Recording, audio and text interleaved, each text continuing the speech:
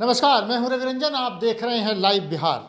हर रोज किसी खास मुद्दे पर वरिष्ठ पत्रकारों से हम बातचीत करते हैं, लेकिन आज हमारे साथ एक खास मेहमान हैं और बातचीत का मुद्दा है बिहार की सरकार ने अपनी नई फिल्म नीति बनाई है।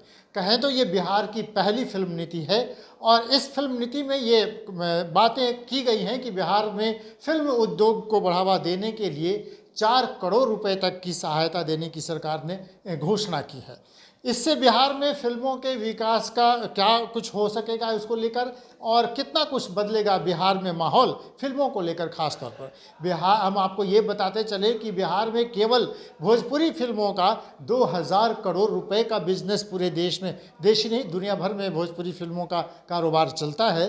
तो खाली भोजपुरी का 2000 करोड़ रुपए का है। तो अब जो सरकार ने नई नीति बनाई है उससे लेकर क्या कुछ हो सकेगा, क्या संभावनाएं बनती हैं, इस पर हमारे साथ बातचीत करने के लिए केंद्रीय फिल्म सेंसर बोर्ड के सदस्य हैं प्रशांत रंजन जी। बिहार के रहने वाले हैं, फिल्मों पर बहुत सारा काम किया है उन्होंने और आजकल शोध का भी काम कर रहे हैं। तो हम बातचीत कर रहे हैं प्रशांत रंजन जी से। प्रशांत रंजन जी, आपका बहुत स्वागत लाइव बिहार के कार्यक्रम में। बहुत बहुत धन्यवाद रवि जी। अब मेरा तो पहला सवाल आपसे यही होगा कि बिहार की सरकार ने जो नई फिल्म नीति बनाई है उससे जो संभावनाएं बनने वाली हैं उसको आप किस तरह से देख रहे हैं? हाँ, एक सही बात है। संभावना तो है, एक उत्साह है। जो फिल्म फ्रेटर्निटी है बिहार की, उसमें उत्साह ज़रूर है और एक बज़ होता है। बज़ क्रिएट तो हुआ है कि फ़िल्म पॉलिसी आ गई, 4 करोड़ रुपए सरकार देगी तो फिल्में बनेंगी, तो एक उत्साह का माहौल है। और सही में फिल्में जब फिल्मों के लिए आवेदन होगा और उन्हें सहायता मिलेगी तो मुझे उम्मीद है कि फिल्म निर्माण का एक माहौल बनेगा और अधिक से अधिक फिल्में बन सकेंगी। जी। एक ये उत्तर प्रदेश की सरकार ने भी बहुत पहले ऐलान किया था, अब तो उन्होंने वो किया कि एक फिल्म सिटी बनाएंगे, वो करेंगे, लेकिन ये लंबित रह जाती हैं। सरकारें नीतियां बना लेती हैं लेकिन इस पर कोई काम नहीं होता है। आपको लगता है कि बिहार की सरकार इस पर ज़्यादा वो सीरियस लग रही है? सीरियसनेस का उदाहरण आप देखिए कि 1983 में 1983 में बिहार में फिल्म निगम बना। फिल्म बिहार राज्य फिल्म विकास एवं वित्त निगम 83 में बना। उसके कुछ समय बाद से पॉलिसी के लिए बात शुरू हो गई और पॉलिसी आई है 2024 में। तो सीरियसनेस का एक अंदाज़ा लगाइए। दूसरा अंदाज़ा, एक बड़े स्तर पे बिहार सरकार ने पटना फिल्म फेस्टिवल किया 2006 में, 7 में और उसके बाद 16 में, और उसके बाद अभी तक नहीं हुआ है। मतलब फिर से गैप ये हो गया। पटना फिल्म फेस्टिवल जो सबसे बड़ा फेस्टिवल होता है, छोटे मोटे कार्यक्रम सरकार कराते रहती है, उसकी अलग बात है। तो जो सीरियसनेस की आपने चर्चा की, उसकी दो बानगी मैंने आपको प्रस्तुत कर दी है। अब आते हैं पॉलिसी को लेकर। देखिए, पॉलिसी अभी अनाउंस हुई है। बिहार सरकार के गैजेट में वो आ गया है, यानी अब उस पर काम होना है। लेकिन मुझे लगता है कि इसको मेटेरियलाइज करने में, जिसको कॉर्पोरेट की भाषा में कहते हैं रियलाइजेशन ऑफ पेमेंट, कि माने आप फिल्मकार हैं, आप आवेदन दीजिए, आपको पैसा मिलेगा, तो इसमें 1-2 साल का समय लग सकता है। हाँ। निश्चित रूप से। लेकिन बिहार की सरकार ने फिल्म नीति बनाई, इसके पहले पवन सिंह जैसे स्टार और भी, मनोज तिवारी ने भी, और भी कई फिल्म स्टारों ने ये कहा कि बिहार में फिल्म सिटी की बेहद ज़रूरत है। पवन सिंह ने तो कहा कि वो खुद बनाएंगे। इस बार तो इलेक्शन के समय ही उन्होंने ऐलान किया कि काराकाट इलाके में ही वो फिल्म सिटी बनाएंगे। फिल्म सिटी बनाने के लिए क्या कोई मानिए ये कोई खास तरह का, जैसे हैदराबाद में फिल्म सिटी है, एक रामोजी फिल्म सिटी है, तो एक तो विशाल फिल्म, दुनिया का सबसे बड़ा फिल्म सिटी माना जाता है उसको। बिहार में उसकी क्या संभावनाएं हैं और उसको बनाने में क्या कोई एक व्यक्ति इसको बना सकता है क्या? देखिए, बड़े बड़े जो फिल्म सिटीज़ बने हैं वो तो किसी एक व्यक्ति ने ही फंडिंग करके उसको बनाया है। चाहे हॉलीवुड में जो मार्वल के स्टूडियो हैं, या हॉलीवुड जो है नाम, ये स्टूडियो का ही नाम है असल में। मुंबई में आर के स्टूडियो, महबूब स्टूडियो, कई सारे स्टूडियो हैं। चेन्नई में बहुत सारे स्टूडियोज़ हैं। तो फिल्म सिटी बनाना अच्छी बात है, फिल्म निर्माण के लिए है। लेकिन पूरी फिल्म से संबंधित चर्चा का विषय को एक फिल्म सिटी के इर्द गिर्द केंद्रित कर देना, मुझे लगता है कि ये बड़ी दृष्टि नहीं होगी। मुझे आश्चर्य होता है कि ठीक है, कोई फिल्मकार जैसे पवन सिंह जी ने कहा, बीच में शत्रुघ्न सिन्हा ने भी कहा था कि बनाएंगे, ये अच्छी बात है, दरिया दिली है। लेकिन सरकार का काम सिर्फ फिल्म सिटी बना देना नहीं है, वो छोड़ दीजिए उन पर।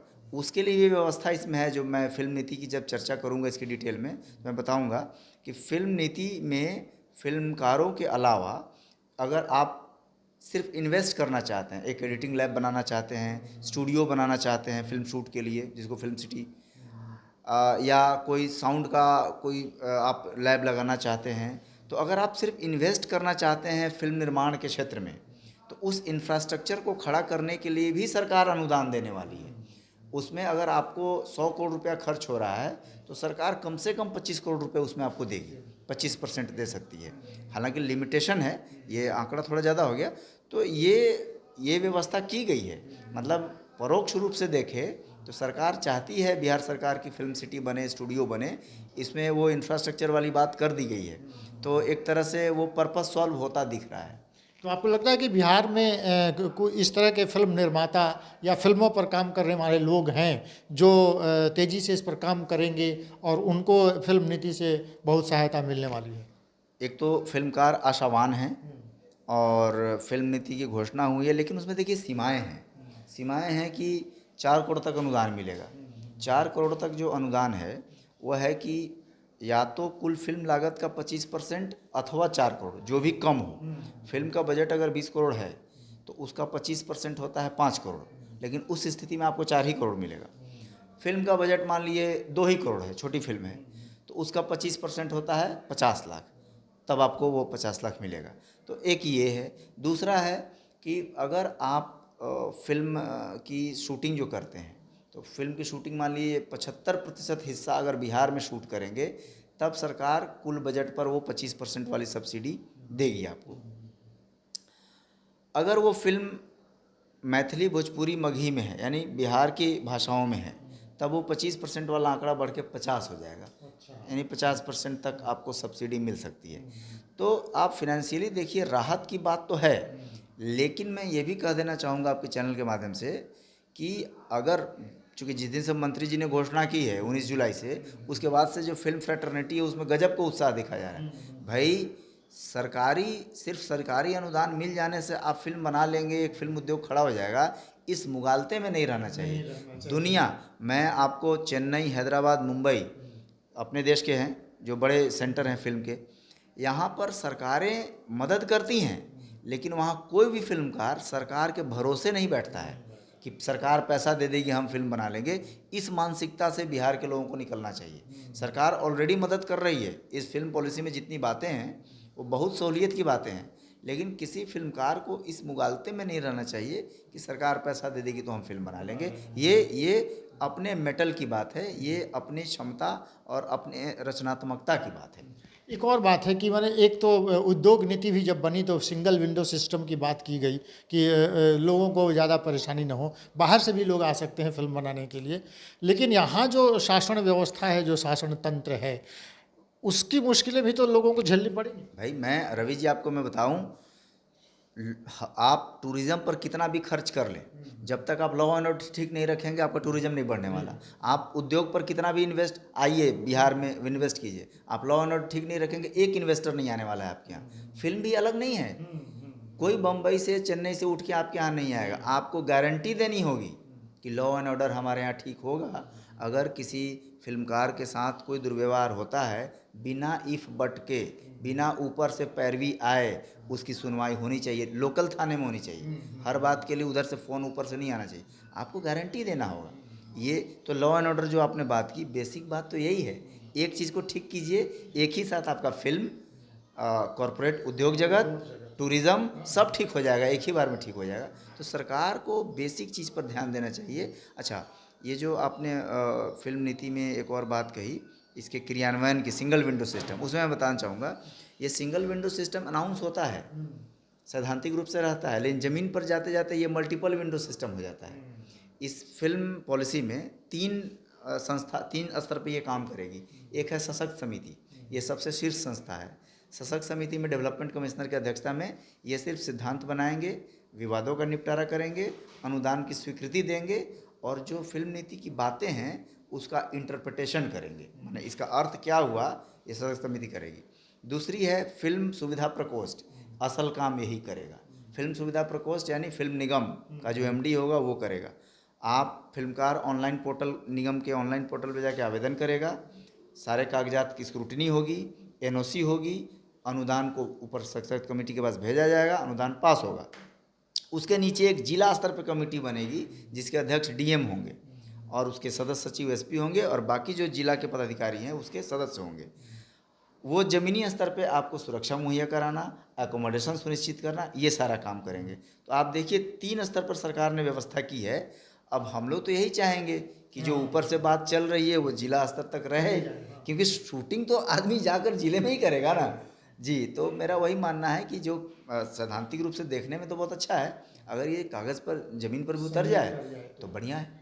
चर्चा और छिड़ेगी कि अगर फिल्म नीति बन गई तो बिहार में पर्यटन का भी विकास होगा। कई ऐसे डेस्टिनेशन बिहार में हैं, राजगीर डेवलप हो रहा है, अपने कैमूर की पहाड़ियों में भी खूबसूरत नज़ारे हैं देखने में, अपना गया भी है और ऐसे अनेक हैं। आपको लगता है कि फिल्म नीति आने से पर्यटन का भी विकास उसके साथ साथ? बिल्कुल, ये तो सरकार ने कहा है, बल्कि जो विभागीय मंत्री ने जिस दिन घोषणा की उन्होंने कहा कि फिल्म नीति से फिल्में तो बनेंगी, साथ साथ पर्यटन को बढ़ावा मिलेगा, व्यवसाय को बढ़ावा मिलेगा, लोगों को रोज़गार मिलेगा। मतलब एक फिल्म नीति बहुआयामी चीज़ों को लाभ पहुंचाएगी। मैं इसमें एक बात जोड़ना चाहूँगा कि देखिए जब भी बात होती है ना फिल्म नीति की या कुछ फिल्म के सेक्टर में अच्छा करने की, तो लोग उसको पकड़ के बैठ जाते हैं फिल्म स्टूडियो बनाना। भाई सरकार का काम कैमरा भाड़ा पर देना नहीं है, सबके पास कैमरा है। हमारा आपका इंटरव्यू अपने कैमरे से रिकॉर्ड हो रहा है। मैं बार बार कहता हूँ कि फिल्म इकॉनमी खड़ी करने पे जोर देना चाहिए। जैसे फिल्म आजकल एक मोबाइल फ़ोन से भी बन रहा है, सब कोई जान रहा है। फिल्म बनाने के बाद क्या सरकार को इसकी चिंता करनी चाहिए कि मान लीजिए आप एक फिल्मकार हैं, चलो ठीक है, आप अनुदान नहीं लिए, आप अपने क्षमता से एक फिल्म 2 घंटे की बना दी।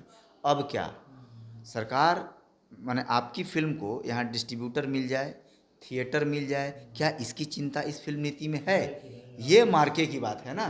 फिल्म तो सब कोई बना ही ले रहा है, उसके बाद क्या? अगर उसके बाद डिस्ट्रीब्यूटर खोजने के लिए फिर पटना से बम्बई जाना पड़ा तो फिर आपका किया धारा सब खत्म हो गया।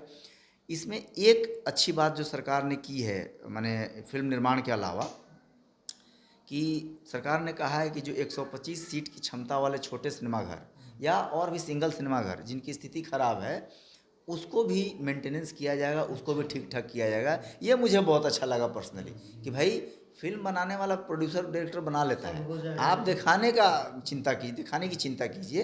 सरकार, रवि जी मैं फिर बोलना चाहूँगा, फिल्म नीति आई है, आप गार्जियन की भूमिका में रहिए, आप कंपनी मत बनिए। मतलब आप फिल्म प्रोडक्शन कंपनी मत बनिए कि कैमरा भाड़ा पे देंगे, स्टूडियो भाड़ा पे देंगे, पैसा देंगे, ये सब मत कीजिए।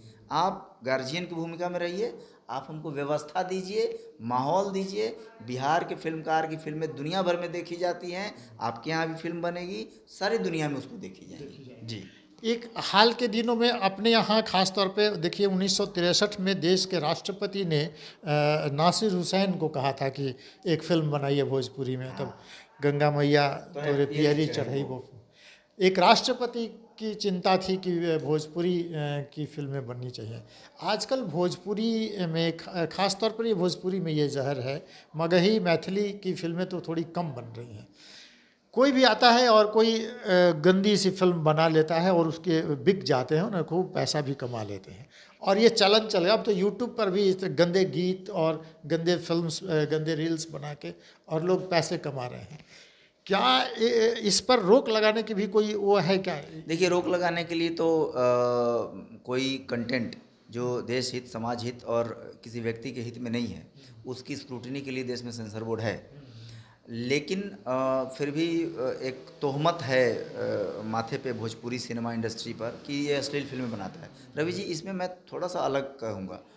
देखिए अगर आप आजकल देख रहे हैं जो ए सर्टिफिकेट से फिल्में रिलीज होती हैं, अथवा OTT पे जो वेब सीरीज़ आ रहे हैं, जो बड़े बड़े OTT है, मैं नाम नहीं लूँगा, उस पर आप कंटेंट देखिए अश्लीलता और हिंसा की पराकाष्ठा को वो भी पार कर गए हैं। अंतर सिर्फ इतना है, उनकी अश्लीलता और हिंसा एलिट क्लास के लोगों को एड्रेस कर रही है, पढ़े लिखे वर्ग को, और अंग्रेजी में बातें कही जाती हैं तो हाँ, लेकिन अश्लीलता हिंसा वहाँ भी है। और भोजपुरी फिल्मों की जो अश्लीलता हिंसा फोड़ता है वो हमारे जो लास्ट लाइन पीपल हैं, जो साधारण वर्ग से आते हैं, कम पढ़े लिखे हैं, ग्रामीण समाज में हैं, रिसोर्सेज कम, जो एलिट क्लास नहीं है, ये उनको एड्रेस करती हैं। तो कमज़ोर का गर्दन कोई दबोच लेता है। तो इसलिए अगर अश्लीलता की बात होगी तो वो सबकी फिर बात होगी, सबकी क्लास लगेगी। मैं ये कहना चाहूँगा। और इसमें एक और बात रवि जी, भोजपुरी के साथ दिक्कत क्या हुआ, बाकी सिनेमा इंडस्ट्री में जो है ना हर क्लास के लोगों के लिए फिल्म बनती है, बौद्धिक जगत के लिए, बच्चों के लिए, ग्रामीण समाज के लिए।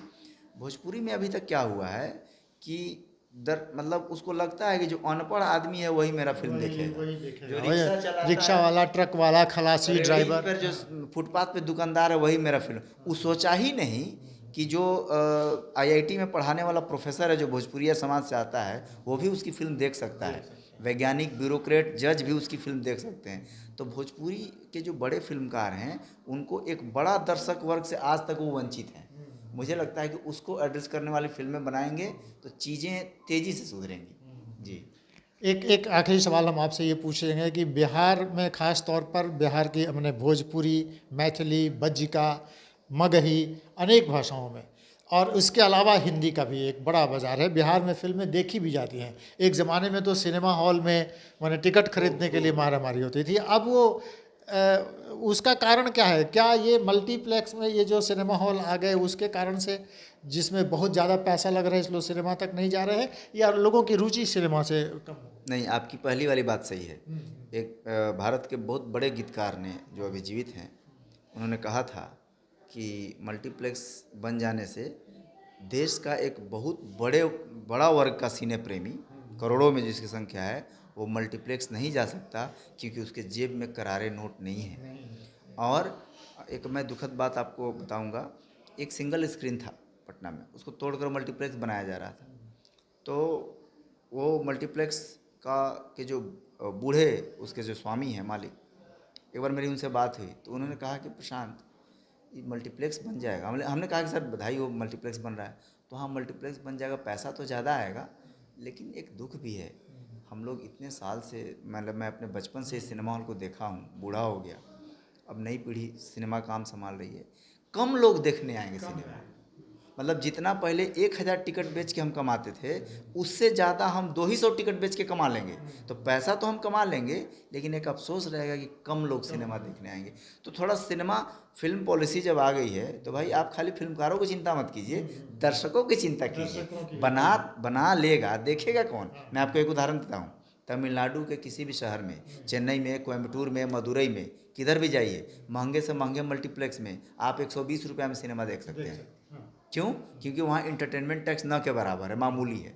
तो थोड़ा सा इस सोर्स में भी काम कीजिए। जानते हैं आप, पहले बिहार में 110% इंटरटेनमेंट टैक्स था, फिर बाद में जब सरकार बदली तो उसको घटा के 50% किया गया, और आदरणीय सुशील जी गुजर गए, उनकी पहल से, चूँकि वो खुद भी फिल्म प्रेमी थे, तो जब वो फिनांस मिनिस्टर बने यहाँ, डिप्टी सीएम, तो उनके यहाँ कुछ फिल्मकारों का प्रतिनिधिमंडल सिनेमा घर वाले गए और उन्होंने कहा कि साहब इतना टैक्स, तो फिर सरकार ने पहल की, सिनेमा घर वालों की पहल हुई और टैक्स को घटाया गया। तो आप सिनेमा हॉल का टिकट आप देखिए, पटना में 400 रुपये में टिकट मिल रहा है। आपको पता है कि बिहार एक गरीब राज्य है, पिछड़ा राज्य है, यहाँ लोगों के पास पैसे की कमी है, आप सिनेमा का टिकट 400 रख दिए हैं। प्रॉफिट में है वो कॉरपोरेट वाले, लेकिन थोड़ी चिंता सरकार को करना चाहिए कि जो कम पैसे वाला निम्न मध्यम वर्ग है वो भी सिनेमा हॉल जा पाए, टिकट कटा पाए, वरना वो नहीं जाएगा। क्या करेगा? मोबाइल पे देख लेगा फिर क्या? यही बात है। तो चलिए, ये हमारी बातचीत हो रही थी प्रशांत रंजन जी से, जो नई फिल्म नीति आई है उसके बारे में उन्होंने अपनी राय रखी। हमारी ये बातचीत आपको कैसी लगी? अपने कमेंट बॉक्स में कमेंट लिखकर हमें ज़रूर बताइए, और जुड़े रहिए लाइव बिहार के साथ, देखते रहिए लाइव बिहार। नमस्कार।